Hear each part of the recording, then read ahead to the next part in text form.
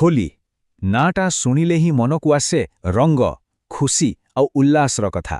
କିନ୍ତୁ କ'ଣ ହବ ଯଦି ମୁଁ କହିବି ଏମିତି ବି ଗୋଟେ ଗାଁ ଅଛି ଯେଉଁଠି ହୋଲି ଆସିଲେ ଖୁସି ବଦଳରେ ଭୟର ମାହୋଲ ଖେଳିଯାଏ, ଯେଉଁଠି ହୋଲିର ରଙ୍ଗ ଲୋକଙ୍କୁ ରକ୍ତର ରଙ୍ଗ ପରି ଦିଶେ।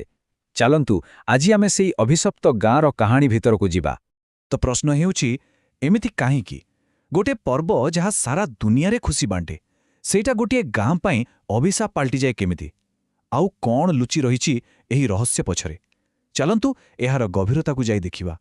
ତେବେ କାହାଣୀ ଆରମ୍ଭ ହେଉଛି ଗାଁର ସେଇ ଅଜବ ଭୟରୁ। ଯେମିତି ଯେମିତି ହୋଲି ପାଖେଇ ଆସେ, ଗାଁ ଲୋକଙ୍କ ମନରେ ଏକ ଅଜଣା ଆତଙ୍କ ଘର କରିନିଏ। ଆଉ ସବୁଠୁ ଅଧିକ ଭୟ ତାହା ଥାଏ ଗାଁର ନବବିବାହିତା ବୋହୂମାନଙ୍କୁ ନେଇ। ଆଉ ଏହି ଭୟ ଏତେ ଯେ କିଛି ଅଜବ ନିୟମ ପାଳନ କରାଯାଏ ସେଠି। ଏ ନିୟମଗୁଡ଼ିକ କେବଳ ପରମ୍ପରା ନୁହେଁ, ବରଂ ଜୀବନ ବଞ୍ଚେଇବାର ବାଧ୍ୟବାଧକତା। ସବୁ ନୂଆ ବୋହୂଙ୍କୁ ବାପଘରକୁ ପଠାଇ ଦିଆଯାଏ। କୌଣସି ନୂଆ ବାହାଘର ସ୍ଥିର ହୁଏନି। ଏମିତିକି ସୂର୍ଯ୍ୟାସ୍ତ ପରେ ଘରର କବାଟ, ଝରକା ସବୁ ବନ୍ଦ। କାହିଁକିନା ଲୋକଙ୍କର ବିଶ୍ୱାସ ଯେ ଏ ନିୟମ ଭାଙ୍ଗିବାର ଅର୍ଥ ହେଉଛି ସିଧା ମୃତ୍ୟୁ। ଆଉ ଏମିତି କରି ସେମାନେ ନିଜ ନୂଆ ବୋହୂମାନଙ୍କୁ ସେଇ ଭୟଙ୍କର ଅଭିଶାପରୁ ବଞ୍ଚାଇ ପାରିବେ। ହେଲେ ସବୁବେଳେ ସବୁକିଛି ଯୋଜନା ଅନୁସାରେ ହୁଏନି, ନୁହେଁ କି? ଏହି ଭୟ ଆଉ ଆତଙ୍କର ମାହୋଲ ଭିତରକୁ ହଠାତ୍ ଆସି ପହଞ୍ଚିଲେ ଦୁଇଜଣ ଅତିଥି, ଯେଉଁମାନଙ୍କୁ ଏ ଗାଁର କୌଣସି ନିୟମ ବିଷୟରେ କିଛି ବି ଜଣା ନଥିଲା। ଆଉ ସେମାନେ ଅଜାଣତରେ ସେଇ ଭୁଲ କରିବାକୁ ଯାଉଥିଲେ ଯାହାକୁ ପୁରା ଗାଁ ଡରୁଥିଲା। ଘଟଣାଟା ଥିଲା ଏମିତି।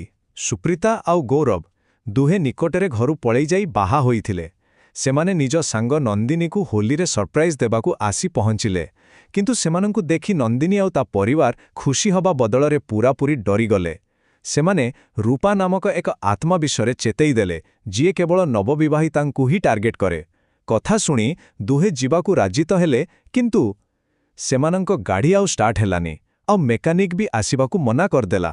ବାସ୍ ହୋଲିର ଠିକ୍ ଆଗ ରାତ୍ରିରେ ସେମାନେ ସେଇଠି ରହିବାକୁ ବାଧ୍ୟ ହେଲେ। ଏସବୁ କ'ଣ କେବଳ ସଂଯୋଗ ଥିଲା, ନା ଭାଗ୍ୟ ସେମାନଙ୍କ ପାଇଁ ଗୋଟେ ଭୟଙ୍କର ଜାଲ ବିଛେଇ ସାରିଥିଲା? ଆଉ ଏବେ କାହାଣୀର ସବୁଠୁ ଭୟଙ୍କର ଅଧ୍ୟାୟ ଆରମ୍ଭ ହେବାକୁ ଯାଉଛି। କାରଣ ସେହି ଅଭିଶାପ ଏବେ ଜାଗି ଉଠିଥିଲା, ଆଉ ତାର ଶିକାରକୁ ସେ ପାଇସାରିଥିଲା। ଗଭୀର ରାତି, ଚାରିଆଡ଼େ ସୁନସାନ। ହଠାତ୍ ଗୌରବର ନିଦ ଭାଙ୍ଗିଗଲା। ସେ ଦେଖିଲା ସୁପ୍ରୀତା ତା ପାଖରେ ନାହିଁ। ଆଉ ଠିକ୍ ସେତିକିବେଳେ ସେହି ନୀରବତାକୁ ଚିରି ଗୋଟେ ଶବ୍ଦ ତା କାନରେ ବାଜିଲା। ପାଉଁଜିର ଛମ୍ ଛମ୍ ଶବ୍ଦ, ଯେମିତି କିଏ ଘର ଭିତରେ ଚାଲୁଛି। ସେ ଡରି ଡରି ଝରକା ବାହାରକୁ ଚାହିଁଲା ଓ ଦେଖିଲା ସୁପ୍ରୀତା ଖାଲି ପାଦରେ ଗୋଟେ ଗଛ ଆଡ଼କୁ ଚାଲି ଚାଲି ଯାଉଛି। ଗୌରବ ଦୌଡ଼ି ଯାଇ ତା ପଛରୁ ଡାକିଲା। ଆଉ ଯେମିତି ହିଁ ତା କାନ୍ଧରେ ହାତ ରଖିଛି, ସୁପ୍ରୀତା ବୁଲି ପଡ଼ିଲା। କିନ୍ତୁ ସେ ସୁପ୍ରୀତା ନଥିଲା। ତା ଆଖି ପୁରା ସ୍ଥିର ଥିଲା, ଆଉ ମୁହଁରେ ଥିଲା ଏକ ଶୈତାନୀ ହସ।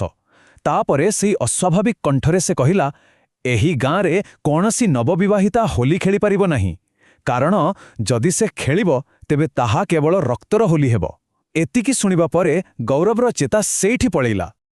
ଆଉ ତାପରେ ଯାହା ଘଟିଲା ତାକୁ ଶବ୍ଦରେ ବର୍ଣ୍ଣନା କରିବା ବି ମୁସ୍କିଲ। ପରିବାର ଲୋକେ ସୁପ୍ରୀତାକୁ ଧରିଆଣି ଗୋଟେ ଦଉଡ଼ିରେ ବାନ୍ଧିଦେଲେ।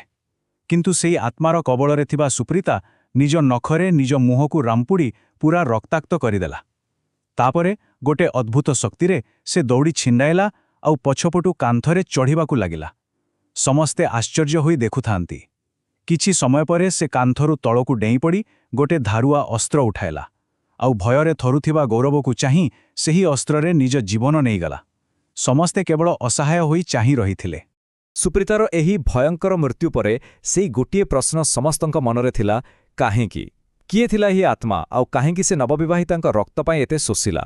ତେବେ ଚାଲନ୍ତୁ ଏବେ ସେ ଅଭିଶାପର ଆରମ୍ଭକୁ ଯିବା ଆଉ ଜାଣିବା ରୂପାର କାହାଣୀ।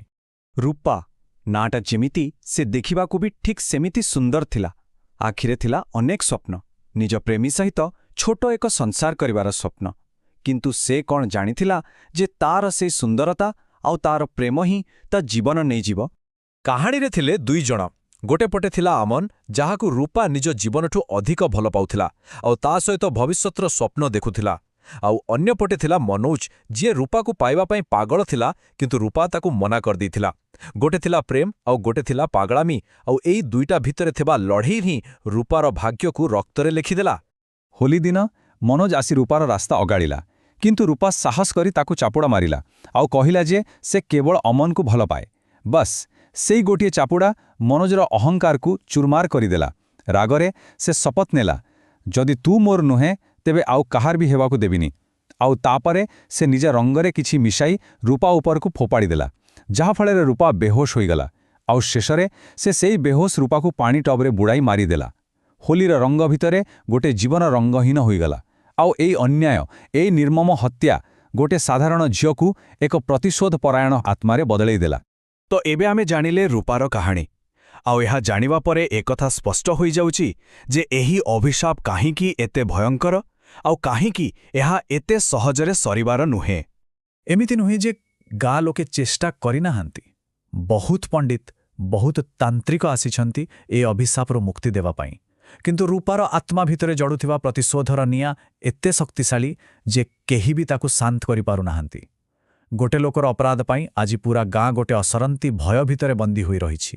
ଆଉ ଗୌରବ, ସେ ସହରକୁ ଫେରିଗଲା ସତ, କିନ୍ତୁ ତା ଜୀବନ ସବୁଦିନ ପାଇଁ ବଦଳିଗଲା।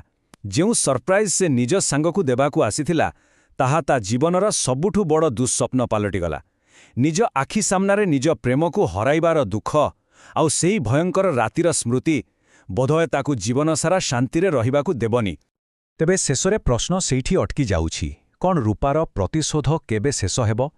ଯେପର୍ଯ୍ୟନ୍ତ ତାକୁ ନ୍ୟାୟ ମିଳିନି ସେପର୍ଯ୍ୟନ୍ତ କ'ଣ ସେ ଏମିତି ହିଁ ନିରୀହ ଝିଅମାନଙ୍କର ଜୀବନ ନେଉଥିବ? ତାର ପ୍ରତିଶୋଧର ନିଆଁ କ'ଣ କେବେ ଶାନ୍ତ ହେବ? ଏହାର ଉତ୍ତର ବୋଧହୁଏ କାହା ପାଖରେ ବି ନାହିଁ।